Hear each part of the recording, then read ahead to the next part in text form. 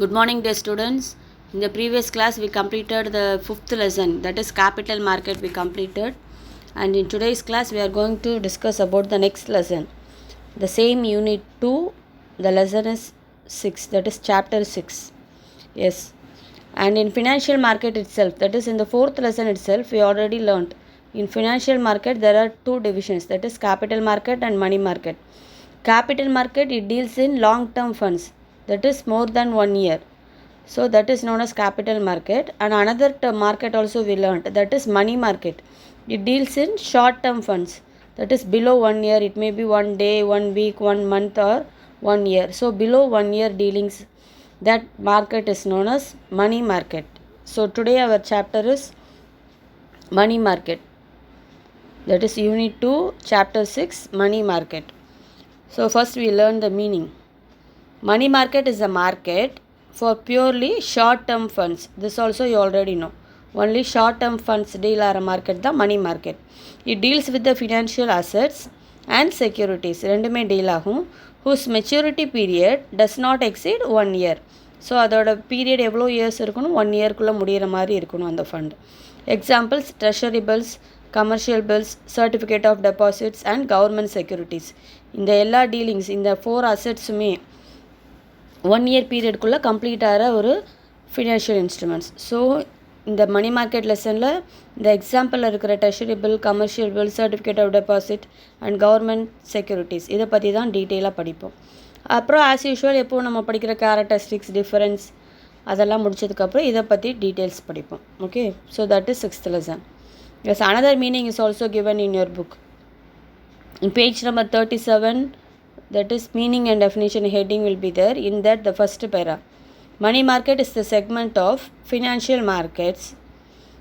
That also you know, financial market lende ஒரு division தான் money market.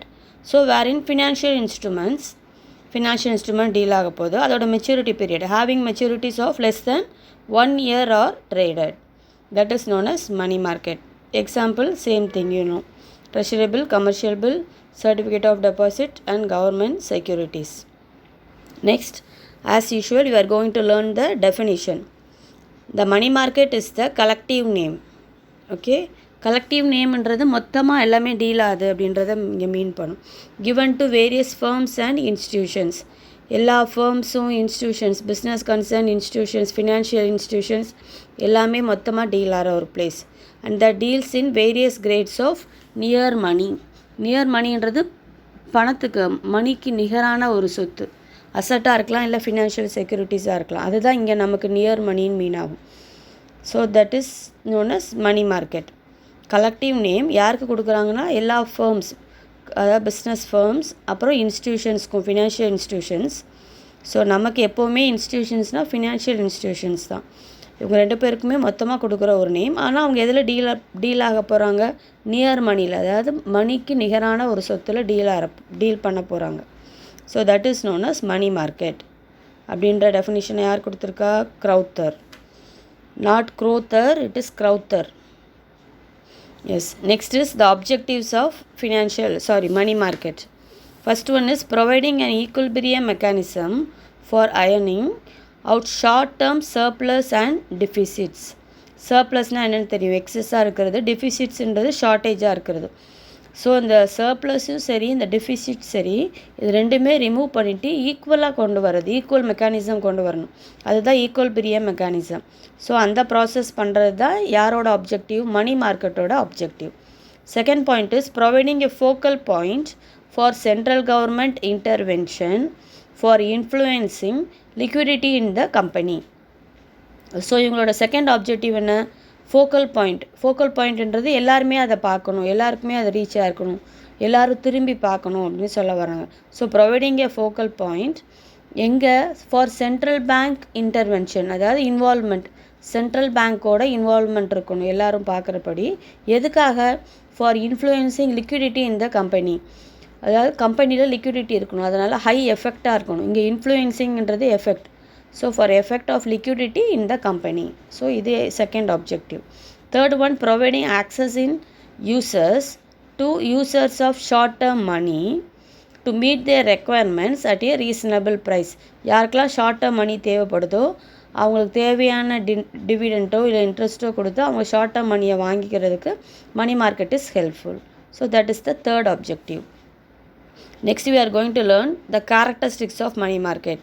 In that the first one is short term funds.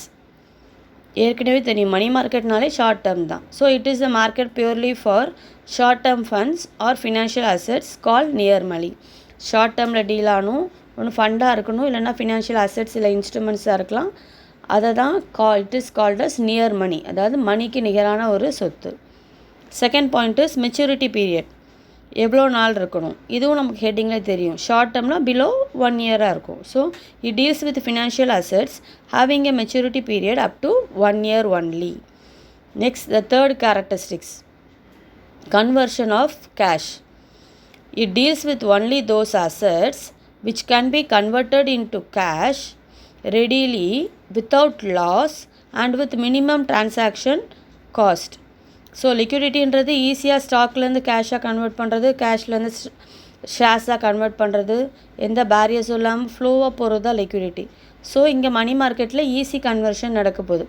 அசட்ஸை வந்து ஈஸியாக கேஷாக மாற்றிடலாம். ஆனால் அதோட டிரான்சாக்ஷன் காஸ்ட் எப்படி இருக்கணும், வெரி லோவாக இருக்கும், லாஸ் இருக்காது பீப்புளுக்கு. So that is the characteristics of money market. The fourth characteristics is no formal place. Generally transactions takes place through phone. Money market short term டீலிங்ஸ்ன்றதுனால ஒரு பர்டிகுலர் பிளேஸில் நடக்காமல் எப்படி அந்த ஒர்க்கு முடிஞ்சிருது, ஃபோன் காலில் அந்த ஒர்க்கு ஓவர் ஆகிடுது. ஸோ ஓரல் கம்யூனிகேஷன் சொல்கிறோம். And relevant documents and written communications can be exchange subsequently.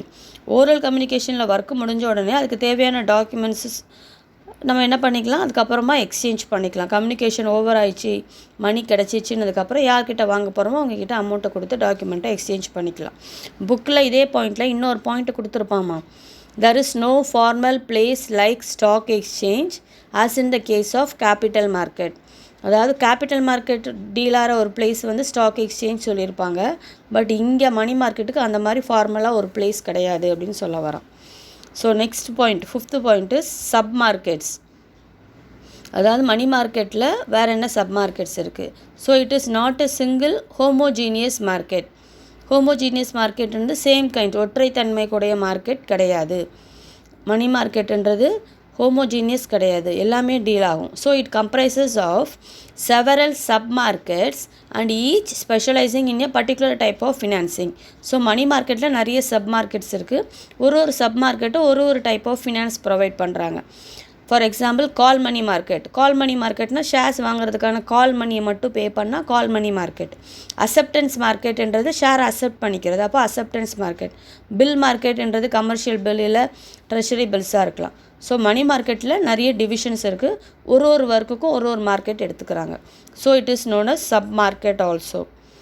The next characteristics is role of the market. இவங்களோட ரோல் என்ன, இல்லைனா பார்ட்டிசிபென்ட்ஸ்னு சொல்லலாம். The components of the money market are money மார்க்கெட்டில் deal ஆகிறவங்க யாரெல்லாம், central bank, commercial bank, non banking financial companies, discount houses and acceptance house. இவங்க எல்லாமே ஒரு இன்ஸ்டிடியூஷன் தான். இவங்க எல்லாமே மணி மார்க்கெட்டுக்காக டீல் பண்ணுற ஒரு இன்ஸ்டிடியூஷன்ஸ். இது வரைக்கும் படித்தா போதுமா இந்த point. Next seventh point is highly organised banking system.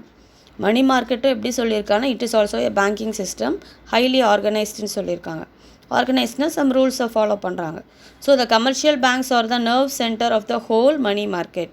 So money மார்க்கெட்டுக்கு ஃபுல்லாக டீல் ஆகிறதுக்கு ஹெல்ப் பண்ணுற bank commercial banks. Commercial banks யாரெல்லாம் நம்ம 11th படிச்சிருக்கோம் பேங்கிங்கில். So they are the principal suppliers of short term funds. So இந்த short term funds amount supply ஆகிறதுக்கு மெயின் காரணம், முக்கியமான தலைமை காரணம் யாருன்னா கமர்ஷியல் பேங்க்ஸ் தான். யாரெல்லாம் கமர்ஷியல் பேங்க்ஸ்னு 11th படிச்சிருக்கோம், உங்களுக்கு தெரியும். Next 8th point is existence of secondary market. ஏற்கனவே நம்ம 4th பாயிண்டில் பார்த்தோம், கேபிட்டல் மார்க்கெட்டுக்கு ஸ்டாக் எக்ஸ்சேஞ்ச் இருக்குது, பட் இதுங்க மணி மார்க்கெட்டுக்கு கிடையாதுன்னு. அதுதான் இங்கே எக்ஸ்பெக்ட் பண்ணுறாங்க, இருந்தால் நல்லாயிருக்கும் அப்படின்னு. So there should be an active secondary market for these instruments. Money மார்க்கெட்டில் டீல் ஆகிற இன்ஸ்ட்ருமெண்ட்ஸ்க்கும் செகண்டரி மார்க்கெட், ஒரு ஸ்டாக் எக்ஸ்சேஞ்ச் மாதிரியான ஒரு செகண்டரி மார்க்கெட் இருந்தால் நல்லாயிருக்கும் அப்படின்னு சொல்கிறாங்க. ஆனால் அந்த செகண்டரி மார்க்கெட்டோட டீலிங் நடக்கும்போது அதை வந்து ஸ்டாக் எக்ஸ்சேஞ்சுன்னு தான் சொல்லுவோம். Next, ninth point is demand and supply of funds. So there should be a large demand and supply of short-term funds. It presupposes the existence of large domestic and foreign trade. So மார்க்கெட்டுன்னு இருந்தால் கண்டிப்பாக அங்கே என்ன இருக்கணும்னு சொல்கிறான், டிமாண்டும் இருக்கணும், சப்ளையும் இருக்கணும். மணி மார்க்கெட்டுன்றனால இவங்க என்ன டீல் பண்ண போகிறாங்க, short term funds. So short term ஃபண்ட்ஸ்க்கான டிமாண்ட் அண்ட் சப்ளை கண்டிப்பாக இருக்கணும். அதன் மூலமாக தான் டொமஸ்டிக் அண்ட் ஃபாரின் ட்ரேடை நம்ம கொண்டு வர முடியும். ப்ரீ சப்போசஸ் அப்படின்னா இன்வால்வ் பண்ணுறது. ஸோ ஃபாரின் அண்ட் டொமஸ்டிக் ட்ரேடை இன்வால்வ் பண்ண முடியும் டிமாண்ட் அண்ட் சப்ளை இருக்கும்போது. 10th characteristics is wholesale market. It is a wholesale market and the volume of funds or financial assets traded in the market is very large. மணி மார்க்கெட்டை வந்து wholesale மார்க்கெட்டுன்னு சொல்லியிருக்காங்க. ஹோல்சேல்னால் நமக்கு தெரியும், எல்லாம் அப்படி பல்காக டீல் ஆகுது. ஸோ மணி மார்க்கெட்டில் ஃபினான்ஷியல் அசட்ஸும் சரி ஃபண்ட்ஸும் சரி லார்ஜ் குவான்டிட்டிஸில் டீல் ஆக போகுது. அதனால் இது வந்து ஹோல்சேல் மார்க்கெட்டுன்னு சொல்கிறோம். The 11th point is flexibility. Due to greater flexibility in the regulatory framework, there are constant endeavors for introducing new instruments. ஃப்ளெக்சிபிலிட்டின்றது நெகிழ்வுத்தன்மை, எப்படி வேணாலும் வளைஞ்சு கொடுப்பாங்க அப்படின்னு. ஃப்ளெக்சிபிலிட்டி இருக்கிறதுனால தான் கான்ஸ்டன்ட் என்டேவியர்ஸ் அப்படின்னா நிலையான ஒரு அண்டர்ஸ்டாண்டிங்கில் நிலையாக பர்மனெண்ட்டாக ட்ரை பண்ணுறது நியூ இன்ஸ்ட்ருமெண்ட்ஸ்க்காக. ஏதாவது நியூ இன்ஸ்ட்ருமெண்ட் மணி மார்க்கெட்டில் இன்ட்ரடியூஸ் பண்ண போகிறோம் அப்படின்னா நம்ம கான்ஸ்டண்ட்டாக ட்ரை பண்ணலாம். ஏன்னா அது ஃப்ளெக்சிபிலிட்டி, எப்படினாலும் நமக்கு ஹெல்ப் பண்ணுவாங்க, வளைஞ்சு கொடுப்பாங்க. So that is the important characteristics. The 12th point, last point is presence of the central bank. The central bank keeps their cash reserves and provides them financial accommodation in difficulties by discounting their eligible securities. இப்போ யாரோட role இங்கே இருக்குது, central பேங்க்கோட role. அவங்க என்ன பண்ணுறாங்க, cash ரிசர்வ்ஸை maintain பண்ணுறாங்க. Cash ரிசர்வ்ஸ்னால் என்னென்னு ஏற்கனவே நம்ம படிச்சிருக்கோம். எல்லா பேங்க்ஸுமே சென்ட்ரல் பேங்க்ன்றது நம்மளோட சென்ட்ரல் பேங்க் என்ன, reserve bank of India. So எல்லா பேங்க்ஸுமே சென்ட்ரல் பேங்க்கில் ஒரு மினிமம் அமௌண்ட்டை மெயின்டைன் பண்ணணும். இப்போ நம்ம அக்கௌண்ட் ஓப்பன் பண்ணுறோன்னா பேங்க்கில் முன்னாடிலாம் ஒரு அமௌண்ட் மெயின்டைன் பண்ணணும்.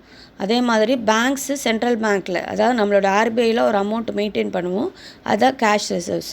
ஸோ கேஷ் ரிசர்வ்ஸ் மெயின்டைன் பண்ணணும். அதை வச்சு ஃபினான்ஷியல் அக்காமடேஷன்ஸ் கொடுப்பாங்க.